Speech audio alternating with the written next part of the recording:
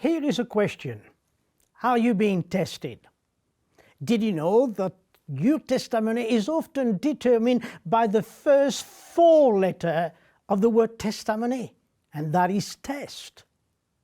In 2 Kings chapter 4, the prophet asked a question to a certain woman in need. What shall I do for you? I believe that this is the same question that God still asks today for those who find themselves in trouble, burdened, harassed, and even to those who are at their wits' end. You see, the woman in the story was a godly widow in serious trouble as she was crippled by debt. She also had 2 sons and was about to lose them in lieu of a debt. In a desperate need, she went to the prophet Elisha and she cried out to him, and the outcome was amazing. Not only her debt was paid and her son saved from slavery, but her future was secured. So today, let's look at some of the lessons that we can discover from this story that demonstrate that even God's people have much to learn.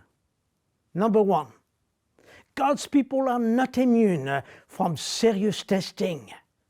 As I often say, if you want a testimony, then you have to pass the test. Verse 1 tells us that her husband had been the son of the prophet and he feared God. This tells me that godly families are not immune or exempt from serious trials. Did you know that there is no victory without a battle, like there is no mountain without a valley? So, if you are in a battle, or if you are in a valley, there is hope that with God's help, you can pass the test. Number 2, God's people often question His love and wisdom when trouble comes. In fact, the verse 1 tells us that this godly woman was questioning God's love toward her and her family, allowing trouble to come to her. Frequently, we too can resonate this way, as our reaction is only based on our human perspective. However, God not only sees all things, but knows all things and makes no mistakes in any way. His words declare in Isaiah 55, "For my thoughts are not your thoughts, nor are your ways my way. And many are the plans in a person's heart, but it is the Lord's purpose that prevails." So stop questioning God and start believing and expecting your breakthrough. Number 3, God's people often find their opportunity only when they reach their extremity. You see, this woman came to her extremity. Her own language demonstrates that the only thing that she saw was negative. Here is what she says: "I've lost my husband.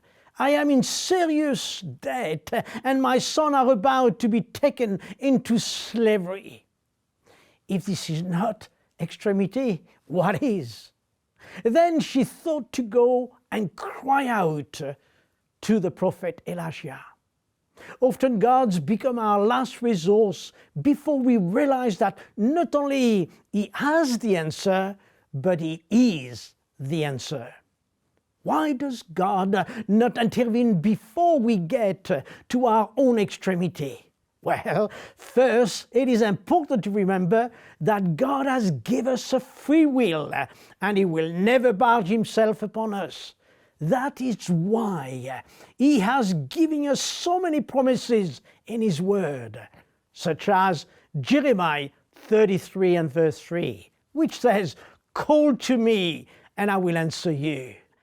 God will only give us His fullness when we are willing to give Him our emptiness. So today, know that God's strength is made perfect in our time of weaknesses. And that's Paul's word in 2 Corinthians 12. What have we learned today? Firstly, no one is immune from serious testing, for it is the test that will allow us to find and have a testimony. Secondly, let's make sure that we never question God, for He has always the perfect answer. And thirdly, don't wait until you get to your extremity before calling to Jesus for help. And I trust that these few thoughts today will help you to make sure that you don't miss your breakthrough. God bless you.